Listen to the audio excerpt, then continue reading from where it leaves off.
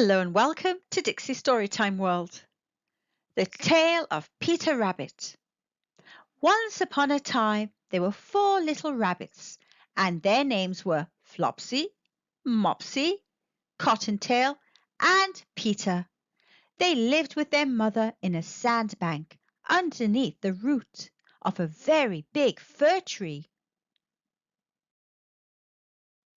"Now, my dears," said old Mrs. Rabbit one morning, "you may go into the field or down the lane, but don't go into Mr. McGregor's garden. Your father had an accident there. He was put in a pie by Mrs. McGregor. Now run along and don't get into mischief. I'm going out." Then old Mrs. Rabbit took a basket and her umbrella and went through the wood to the baker's. She bought a loaf of brown bread and 5 currant buns. Flopsy, Mopsy, and Cottontail, who were good little bunnies, went down the lane to gather blackberries.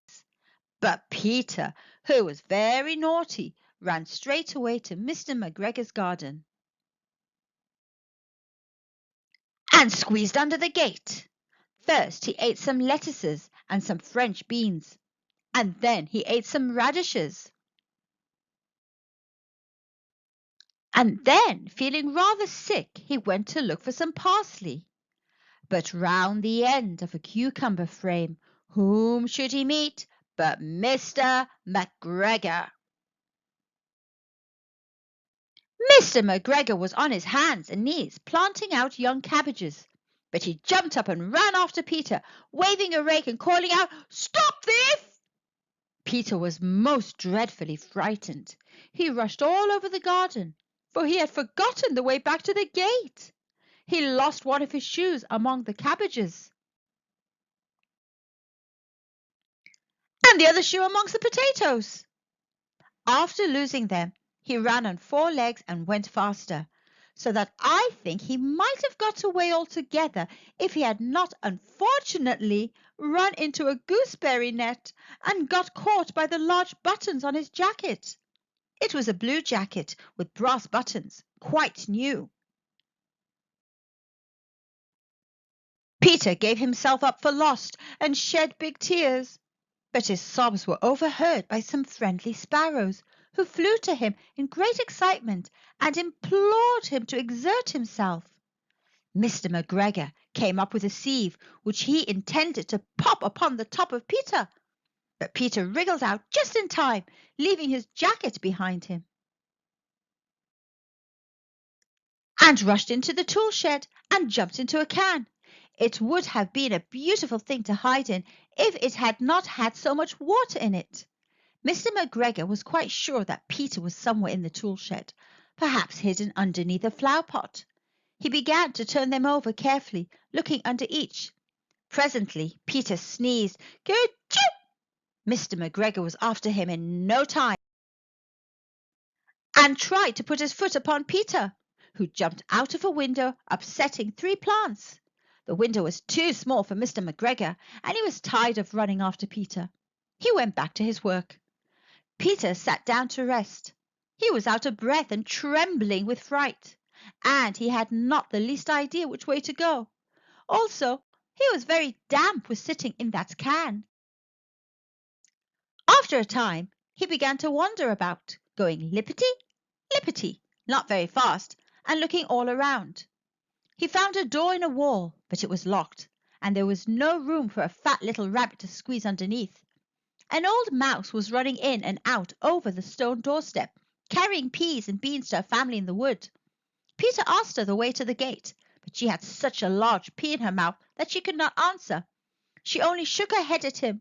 Peter began to cry. Then he tried to find his way straight across the garden, but he became more and more puzzled. Presently he came to a pond where Mr. McGregor filled his water cans. A white cat was staring at some goldfish. She sat very, very still, but now and then the tip of her tail twitched as if it were alive. Peter thought it best to go away without speaking to her. He had heard about cats from his cousin, little Benjamin Bunny. He went back towards the tool shed, but suddenly Quite close to him, he heard the noise of a hoe. Scritch, scratch, scratch, scritch. Peter scuttered underneath the bushes. But presently, as nothing happened, he came out and climbed upon a wheelbarrow and peeped over. The first thing he saw was Mr. McGregor hoeing onions. His back was turned towards Peter, and beyond him was the gate. Peter got down very quietly off the wheelbarrow and started running as fast as he could go along a straight walk behind some blackcurrant bushes. Mr. McGregor caught sight of him at the corner, but Peter did not care. He slipped underneath the gate and was safe at last in the wood outside the garden. Mr. McGregor hung up the little jacket and the shoes for a scarecrow to frighten the blackbirds. Peter never stopped running or looked behind him till he got home to the big fir tree. He was so tired that he flopped down upon the nice soft sand on the floor of the rabbit hole and shut his eyes. His mother was busy cooking. She wondered what he had done with his clothes. It was the second little jacket and pair of shoes that Peter had lost in a fortnight. I am sorry to say that Peter was not very well during the evening. His mother put him to bed and made some chamomile tea, and she gave a dose of it to Peter. 1 tablespoonful to be taken at bedtime. But Flopsy, Mopsy, and Cottontail had bread and milk and blackberries for supper. The end. Thanks for listening. I hope you enjoyed this story. I'll see you soon in another adventure. Kids, always remember to be good and kind. Thanks for watching and listening. Enjoy more stories at Dixie's Storytime World on YouTube. We're also available on the Kids YouTube app.